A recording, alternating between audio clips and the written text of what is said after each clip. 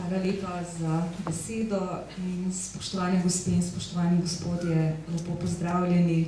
Vesela sem, da se vas je zbralo toliko v tej dvorani, ki je kar naenkrat postala premajhna in tega sem še posebej vesela, saj se nahajamo v Šenčurju, ki je rojstni kraj moje mame, ki je tudi tukaj med nami in jo še posebej lepo pozdravljam. Mislim, da je zelo vesela.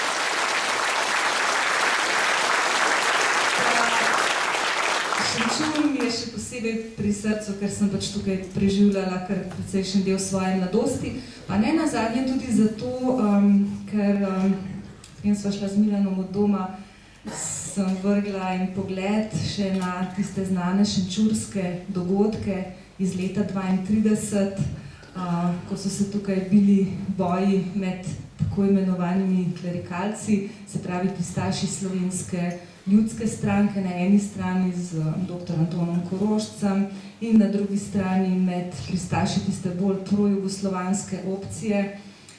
In ti šenčurski dogodki so pripeljali potem do zapora nekaterih znanih šenčurskih politikov, med drugim gospoda Brodarja iz Hrastja in tako naprej. Skratka, pomembni dogodki slovenske politične zgodovine in Šenčur je vedno veljal za eno tako trdnjavo slovenstva in tega sem še posebej vesela.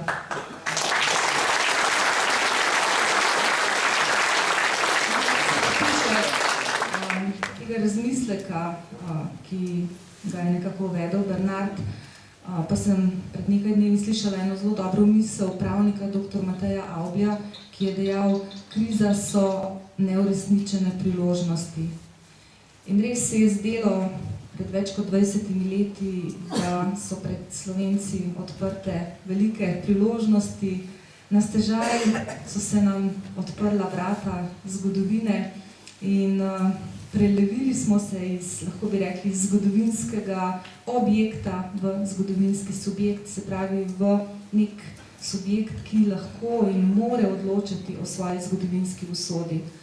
No in Zbor za republiko predstavlja na nek način dediča in nadaljevalca te žlahtne Demosove tradicije in prav pred nedolgo tega smo se spomnili, oziroma vsaj nekateri, tistega prvega zborovanja Demosa v Cankarjevem domu, to je bilo 17. januarja leta 1990.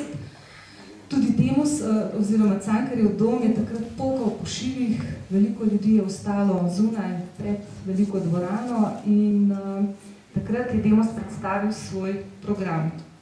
Ta program je nastal v mesecih predtem, nastajal je pod taktirko takratnih, ne vem, če naj temu tako rečem, veljakov, voditeljev Demosovih strank oziroma zvez in gibanj, ki so se konec leta 1989 združile v to združenje Demos.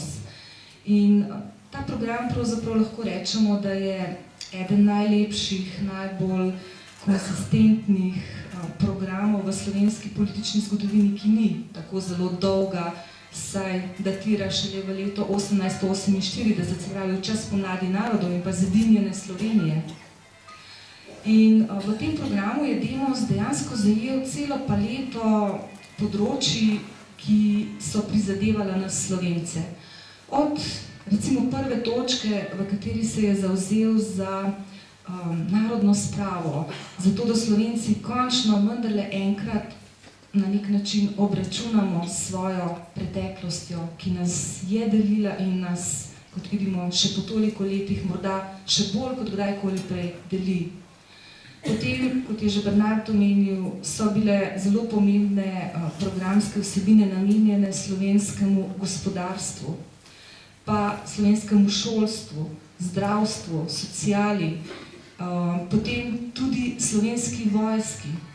Tukaj je potrebno seveda še posebej omeniti Janeza Janšo, ki je Demosovemu programu dodal nastanek slovenske vojske. In pa tista točka, ki je bila morda najpomembnejša, da je treba Slovenijo demokratizirati in jo rešiti, osamosvojiti iz jugoslovanskega kotla. In premnogokrat pozabljamo na te točke, ki so vendarle nek temeljni program slovenskega naroda in lahko bi ugotavljali v več kot 20 letih, da smo nekatere od njih uresničili. Res je, osamosvojili smo se in kar se pa demokratizacije tiče, seveda o tem bi se pa dalo mnogo povedati in mislim, da nekaj od tega bomo tudi povedali v današnjem večeru.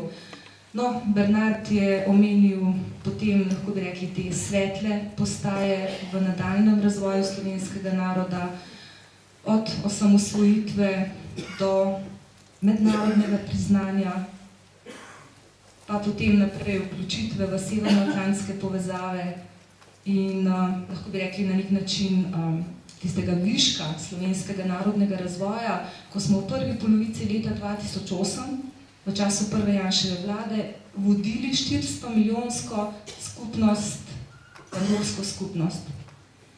In kje smo sedaj?